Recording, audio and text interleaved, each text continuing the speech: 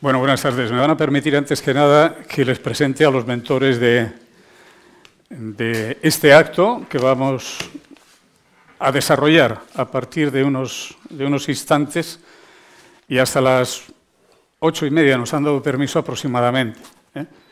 Les contaremos poco a poco cómo se va a desarrollar en un momento, pero antes que nada queremos dar la bienvenida, por un lado, a Patxi Santaolalla, que es vocal de médicos, tutores, y del Colegio de Médicos de Vizcaya, por un lado. Por otro lado, está nuestro presidente de la Asociación de Periodistas Vascos y del Colegio de Periodistas también del País Vasco, además de decano.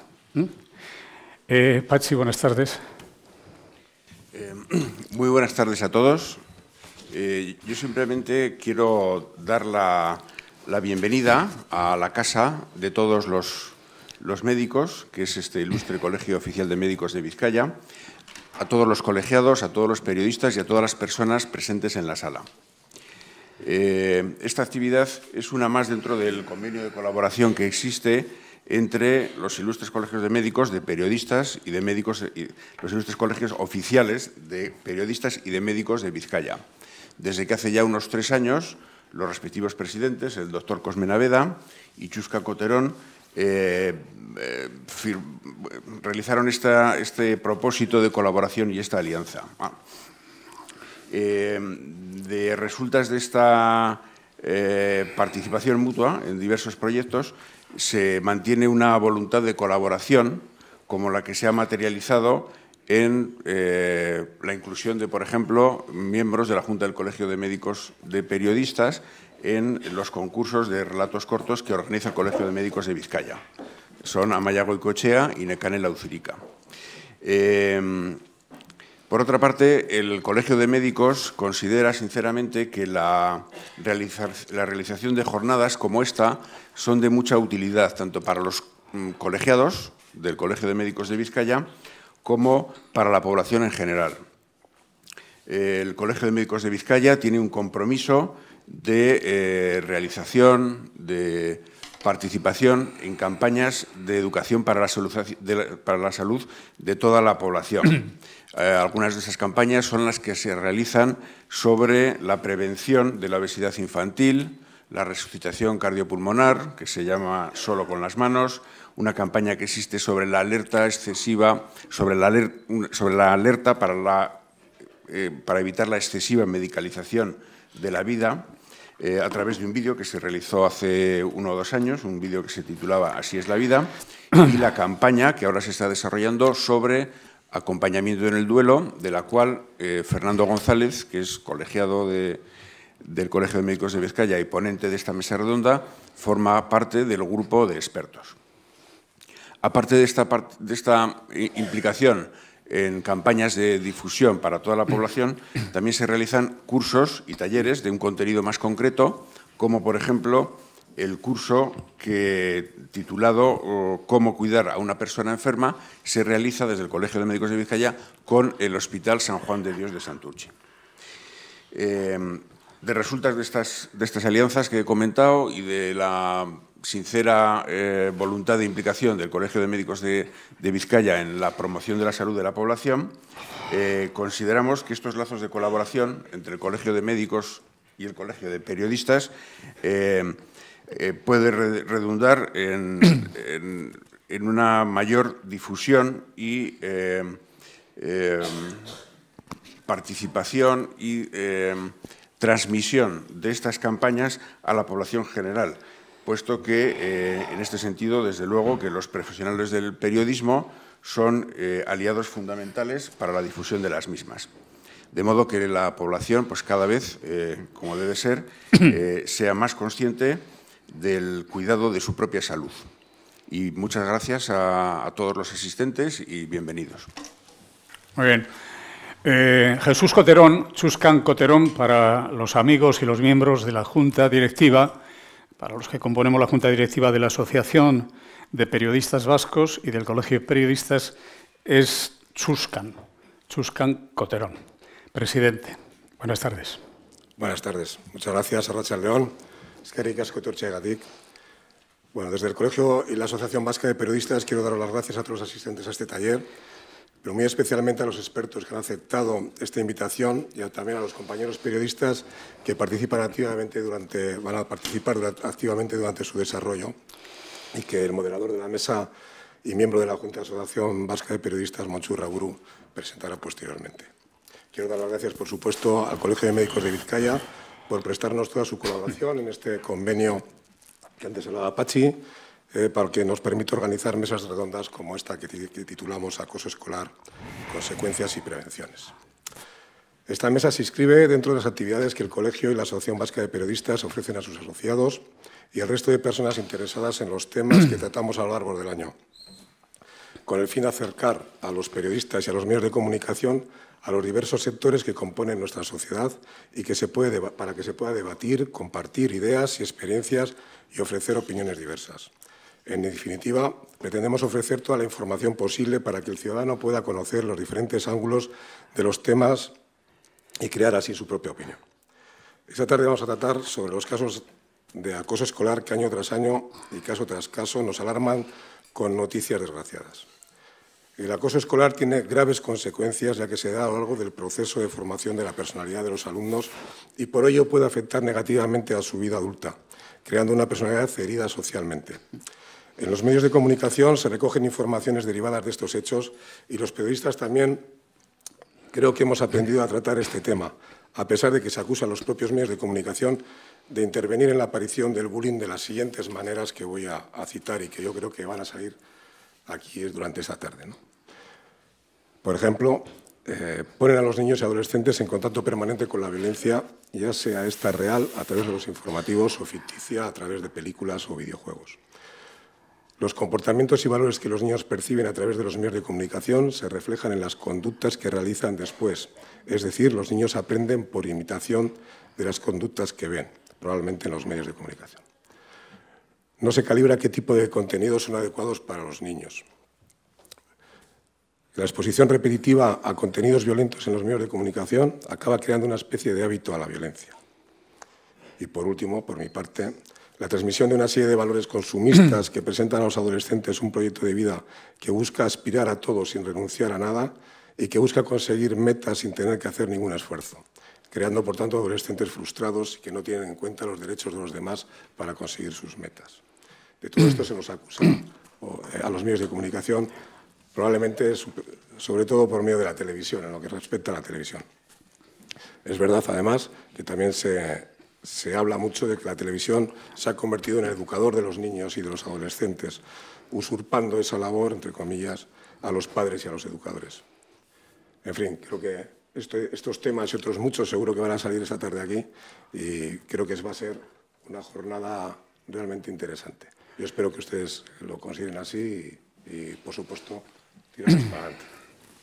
Muchas gracias. Bien, gracias a vosotros y vamos ya a iniciar el acto.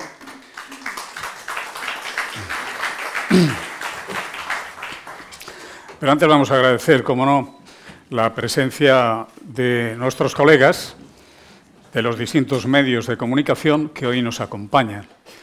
Mientras vais tomando... no lo he visto yo, a mi querido compañero, excompañero Miguel Ángel Garrosa, supongo que vendrá, no lo sé. Bueno, Aloña Velasco es directora de A Vivir, que son 2 días, del fin de semana de la cadena SER Euskadi. Juan Carlos de Julián es el jefe de informativos de Onda Cero de Euskadi también. Eduardo Azumendi es el subdirector de Diario Norte. Marimar Fernández es responsable de magazines de actualidad de ITV. Nekane Laucirica es de Deia, además de formar parte de la Junta Directiva de la Asociación y del Colegio de Periodistas.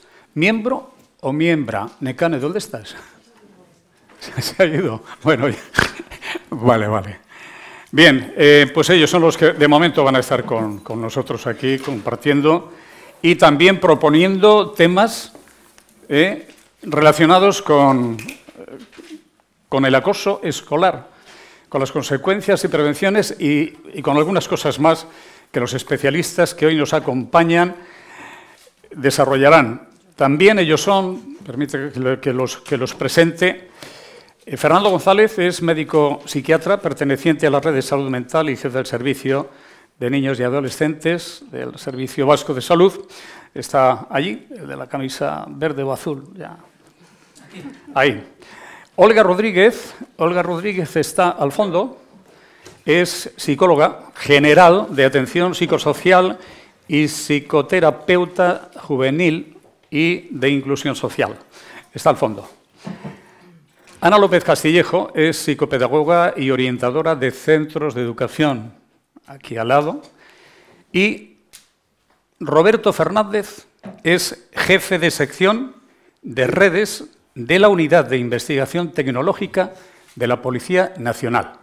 Ha venido única y exclusivamente de Madrid. Esta tarde ha llegado hace poco y mañana otra vez, por la mañana primera hora, partirá para Madrid. Gracias. Bien. El acoso escolar es un problema que avanza y que crece día a día, no cabe ninguna duda.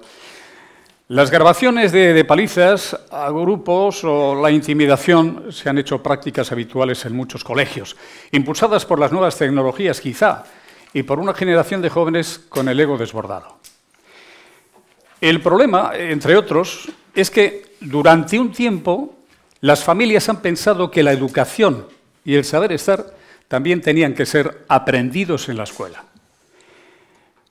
impulsados por las nuevas tecnologías y por una generación de jóvenes. En Euskadi se produce una denuncia por ciberacoso a menores cada 3 días. El año pasado se registraron 7 casos por abusos sexuales y otras 7 por agresión sexual a jóvenes con edades inferiores a los 16 años. Es una exposición un poco por encima, datos que luego seguiremos ampliando. El informe es muy amplio, es muy largo, no tenemos tiempo para todo, pero bueno, para situarles a todos ustedes un poco en la cuestión. Los padres solemos pensar que si a nuestro hijo le estuviese ocurriendo algo tan grave y doloroso como estar sufriendo acoso escolar, confiaría en nosotros y nos lo contaría. Y sin embargo, esto no sucede así en la mayoría de las ocasiones. No es una cuestión de falta de confianza ni de no haber sabido comunicarnos con nuestros hijos. Por ello, aunque el niño no lo cuente, debemos estar atentos a una serie de signos que pueden indicarnos que el niño está siendo acosado para poder ponerle remedio cuanto antes. Y por eso, y por más cosas relacionadas, estamos hoy aquí. Bien, primero vamos a hacer una breve exposición, ellos van a hacer una breve exposición del problema que nos ocupa desde sus conocimientos. Y posteriormente pasaremos al desarrollo del debate de cada una de las materias en las que ustedes podrán participar, si lo desean, con las preguntas que crean oportunas e interesantes. ¿De acuerdo? Pues vamos a comenzar por aquí mismo. A nuestra derecha, don Roberto Fernández, jefe de la sección de redes, como hemos dicho, de la Unidad de Investigación Tecnológica de la Policía Nacional. Bienvenido, Bilbao. Muchas gracias, Moncho. Bueno, primeramente, no sé si se oye. ¿Se oye? Sí, sí, sí. Primeramente agradecer la invitación y a los organizadores, especialmente a Moncho y a la Jefatura Superior de Policía del País Vasco. Tenemos aquí al compañero, al jefe de prensa, Esteban, sí. De la Jefatura del País Vasco, Esteban, que bueno, con él me imagino que podrán tener ocasión de tener relación, dado por la cercanía territorial. Y bueno, como ha dicho Moncho, soy jefe de redes, llevo todo lo relativo a redes sociales, entre ello pues problemas de acoso, injurias, calumnias y demás. En relación con el acoso, mi principal labor o la principal labor de mi sección está más centrada como es lógico, en el ciberacoso, pero tenemos que tener en cuenta que el ciberacoso no es otra cosa que el acoso cometido a través de redes sociales o a través del uso de las nuevas tecnologías, con lo cual estamos hablando de lo mismo, con las características que las nuevas tecnologías nos ofrecen, entre ellas pues la amplificación de esos efectos que el acoso puede tener a la víctima. Hace años ese acoso se producía en un ámbito más privado, no tenía esa repercusión, no tenía ese alcance. Hoy en día, dado las características de las redes sociales y las nuevas tecnologías, pues tiene muchísimo más alcance. Como policía, nuestra intervención la podríamos dividir en dos. En el ámbito preventivo, que para mí es el más importante, dado que si podemos prevenir el delito no tenemos que actuar en esa segunda fase, que es la reactiva o más operativa, que es cuando el delito se comete y ya tenemos que iniciar una investigación porque hay un autor de un delito, una víctima a la que socorrer y demás. Como he dicho, las nuevas tecnologías tienen unas características que nos van a dar que ese ciberacoso tenga unas características muy específicas, entre las cuales a mí me gustaría nombrar una que para mí es la más importante y que es el desconocimiento por parte de todo el mundo. En algunos casos, el desconocimiento por parte de todos, menos del menor, de ese menor que en un momento puede ser acosador, o el menor o joven que puede ser víctima. En muchas ocasiones creo que es el principal problema, ese desconocimiento de las nuevas tecnologías, lo que nos hace esa dificultad a la hora de afrontar este tipo de problema. Para los padres, desconocimiento porque no saben lo que está haciendo su hijo. Para el sistema educativo, lo mismo. Incluso para la policía, a la hora de reaccionar, que tenemos que estar muy al día y estudiar un poco, estudiar constantemente, que creo que probablemente sería a lo mejor el caso de todos, como padres, como educadores y como sociedad en general.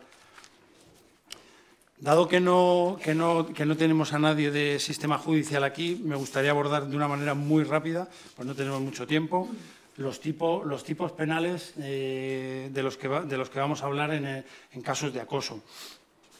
Por un lado es el delito de acoso, que es un delito muy concreto, que además se introdujo, yo creo que con mucho acierto recientemente en la última reforma del Código Penal, que es el artículo 172 ter, que es el acoso en sí, o también denominado stalking, en el cual se dan unas características muy concretas en las que no voy a entrar porque no tendríamos tiempo y tendríamos que dedicarle bastante tiempo para ver todas y cada una de las características del acoso como delito.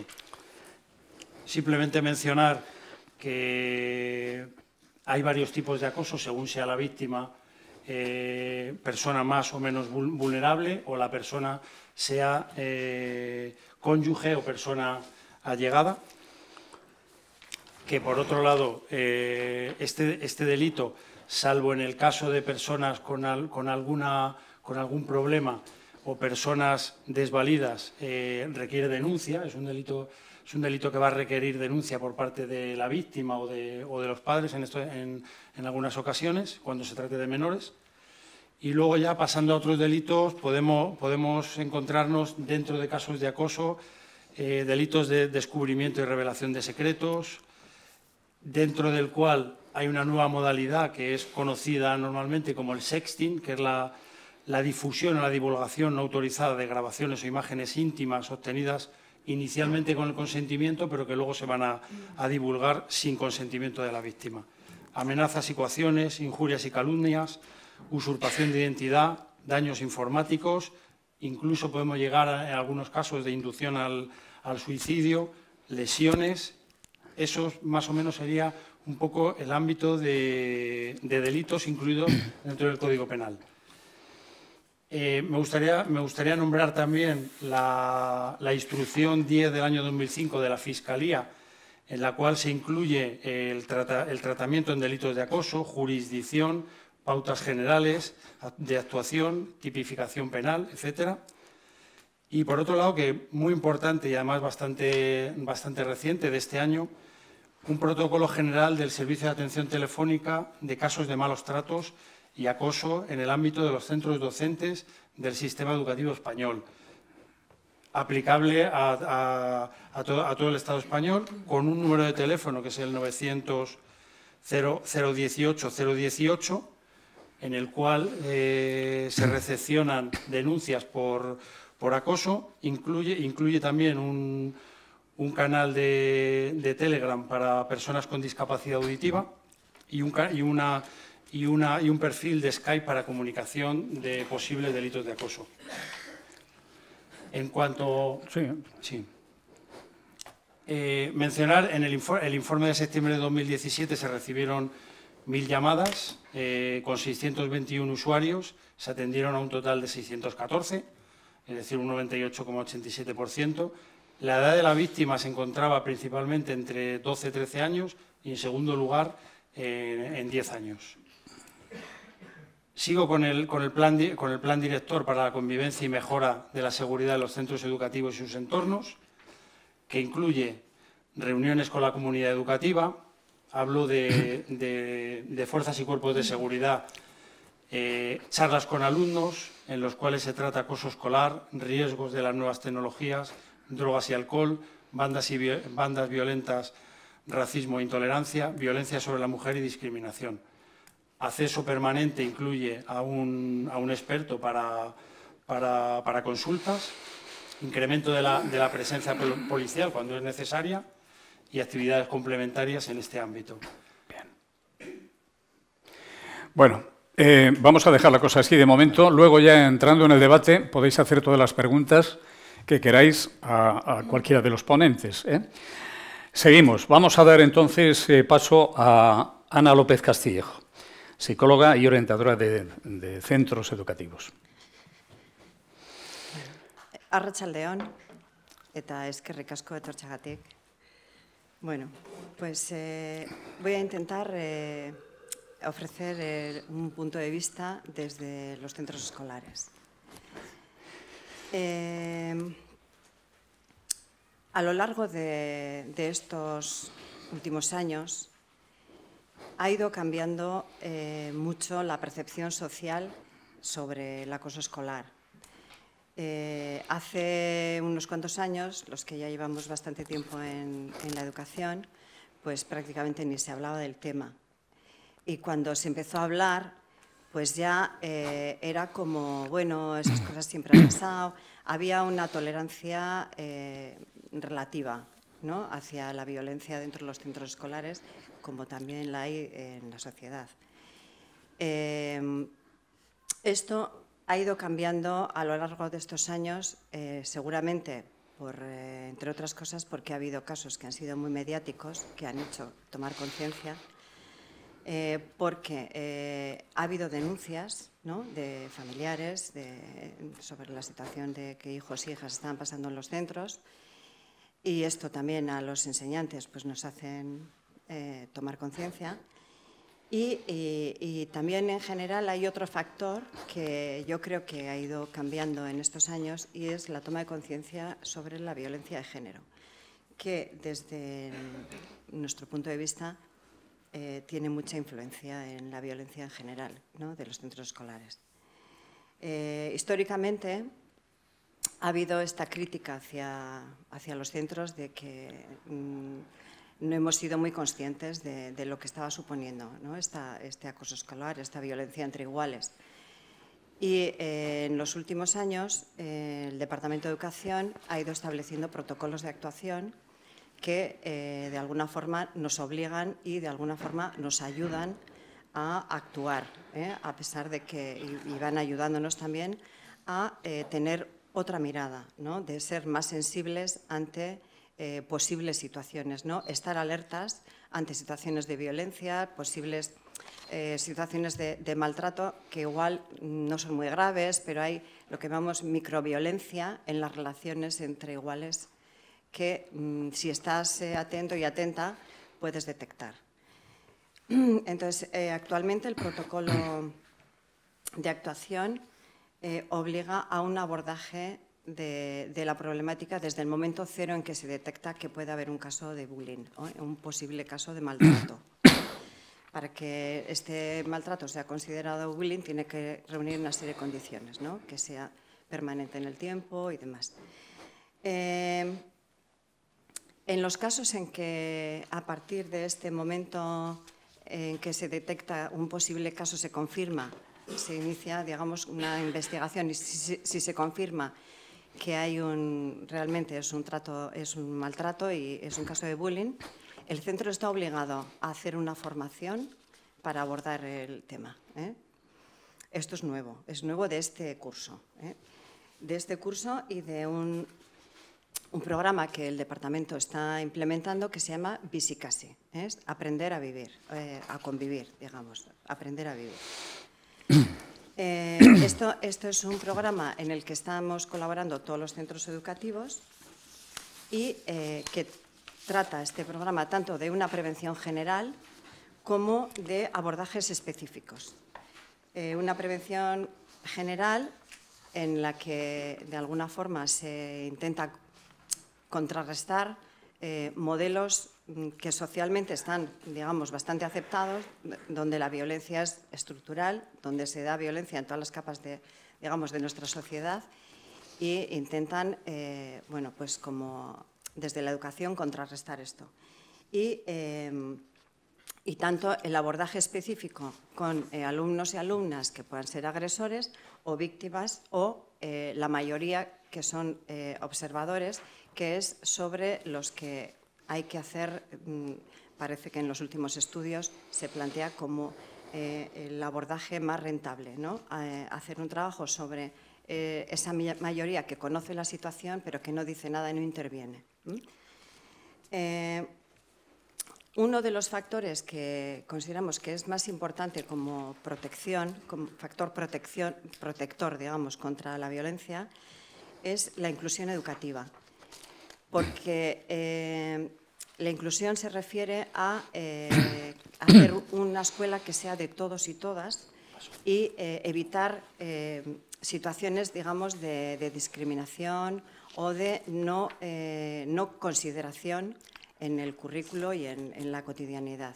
Porque sabemos que son los alumnos y alumnas más débiles y más propensos a sufrir violencia los que pertenecen o a minorías étnicas o a grupos de alumnado con necesidades educativas especiales o alumnos y alumnas que no responden a los estereotipos de género digamos que imperan en la sociedad y otro factor, otro ámbito de la violencia que es un poco relativamente nuevo y sobre todo se da en alumnado de bachiller, ya más mayores, es la violencia de género entre alumnos y alumnas del propio centro.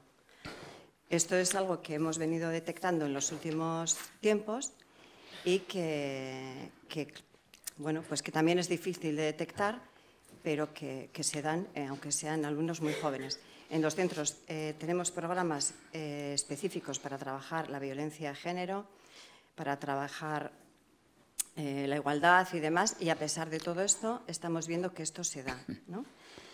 Entonces, este programa trata de favorecer estos factores protectores, ¿no? Que es favorecer las relaciones entre iguales, favorecer que sobre todo las víctimas generalmente tienen problemas de relación y están aisladas, que tengan amigos, que tengan compañeros que puedan ayudar y ayudar a que tengan éxito escolar, que esto también, que tengan un prestigio social dentro del aula, ayuda mucho. Y el último factor que es fundamental y del cual podremos hablar luego es la relación con las familias. Si no hay cooperación entre la familia y escuela, es imposible el abordaje de estos casos. Gracias, Ana. Bien. Fernando González es médico psiquiatra perteneciente a la red de salud mental y jefe del servicio de niños y adolescentes. Vale. Gracias, Fernando. Eskerrik asko, Moncho, y al Colegio de Médicos y a todos los que estamos aquí.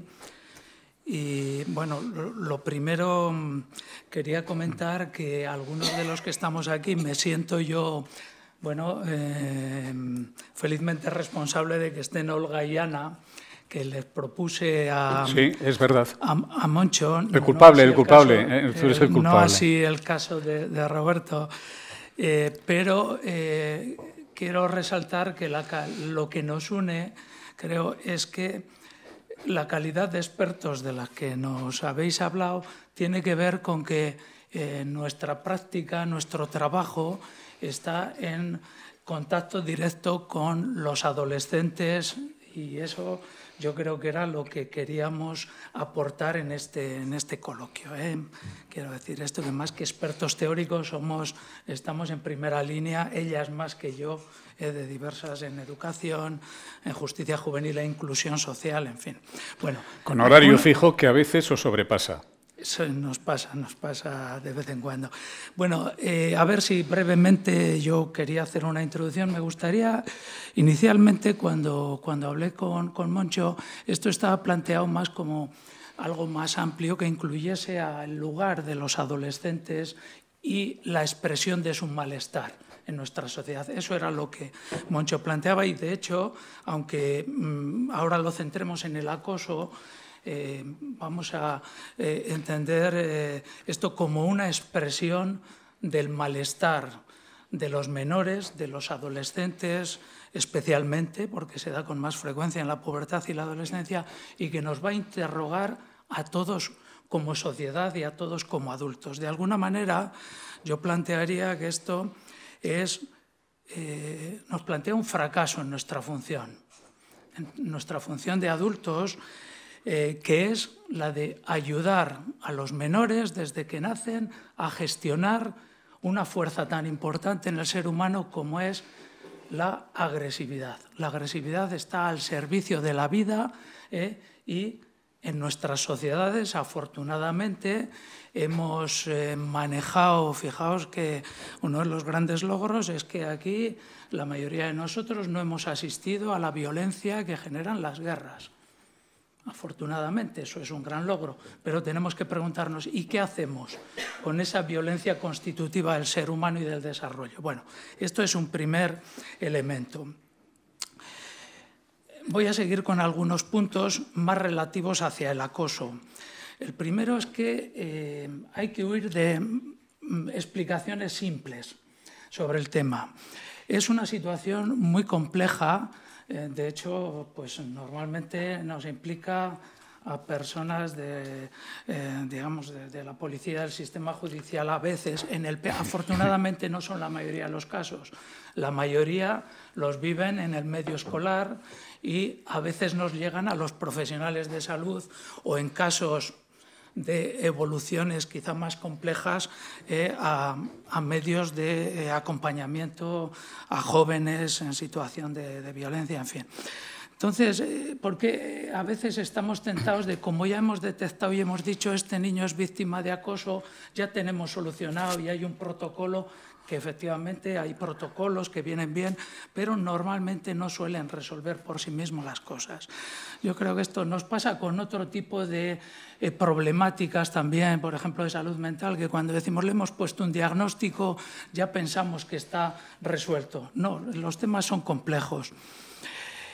Segundo punto, bueno, incluso la definición. Aquí, fijaos, el experto en todo el tema de los delitos en redes ha hablado de que hace poco se ha considerado y se ha tipificado como un delito. No existía hace unos años. Entonces, la propia definición nos complica bastante las cosas. En ocasiones, os hablo de nuestra situación práctica, nos podemos encontrar familias que nos vienen a consultar diciendo mi hijo es acosado, nos ponemos en contacto, que suele ser lo habitual, con los responsables educativos escolares y ellos cuestionan esa percepción que tienen las familias. Dicen, hemos investigado y este niño efectivamente parece que tiene una situación difícil, pero no hay evidencias de que haya acoso. Entonces ya la propia definición es un niño, una persona dice yo soy acosado o hay hechos objetivables. Ahí es donde nos vamos a mover en un terreno confuso. Siguiente punto. Bueno, ya hemos dicho, igual algo repito de lo que han dicho, ¿es un síntoma nuevo o es que ahora lo estamos viendo más y lo estamos detectando? Mi opinión es que ambas cosas. Hay unas expresiones nuevas con una intensidad nueva del malestar, es decir, yo creo que hay más situaciones de acoso, pero es verdad que afortunadamente tenemos medios y tenemos sensibilidad social para detectarlos y darles la importancia que quizá antes no se daba.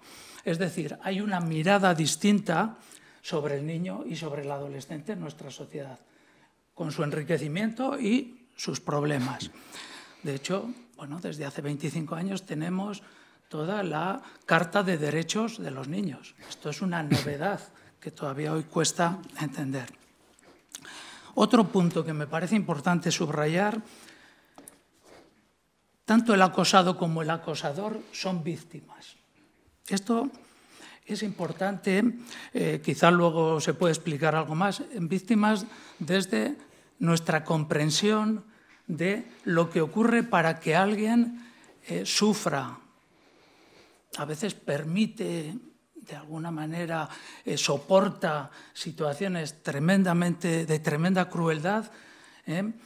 Evidentemente hay algo de él que le convierte en víctima, pero el acosador es víctima también de un impulso interno que él no puede manejar, de una manera de resolver algunas tensiones internas que le llevan a ejercer ese dominio violento, cruel sobre otro. Esto es muy importante porque tenemos que atender a esos dos polos. A veces el acosador, lo hemos comentado y quizá esa es la característica de las redes, se ve acompañado de un auditorio que también forma parte importante. Por eso la importancia y la gravedad que a veces tienen la utilización de las redes sociales para ello. Bueno, la comprensión, otro tema importante, la comprensión del fenómeno de esta situación no implica tolerarlo. Y en esto Ana lo ha comentado muy bien. Ante esto debemos ser claros, tolerancia cero. Cuando se ha constatado una situación de esta tolerancia cero, y además una de las cosas, hace poco tuvimos un experto, que le tenemos mucho aprecio, un psicólogo catalán, José Ramón Ubieto, que él tiene un libro sobre el bullying. Él es psicólogo y nos decía que hay que decir a los menores que esto es un delito, cosa que también hemos comentado. No tenemos que olvidarnos, esto es un delito que además puede conllevar una sanción, aunque en la mayoría de los casos no llega hasta ahí. Bueno, por último, ahondando en esto de la complejidad, yo hablaría de la complejidad a 3 niveles.